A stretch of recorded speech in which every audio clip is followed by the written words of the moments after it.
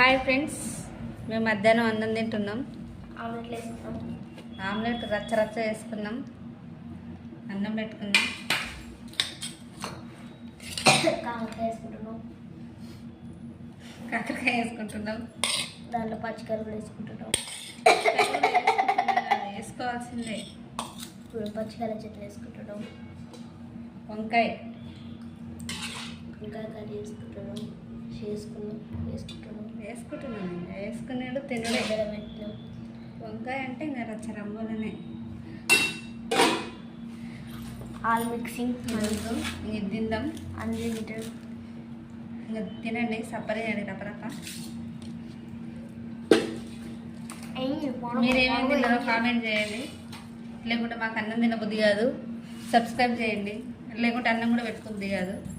Bye.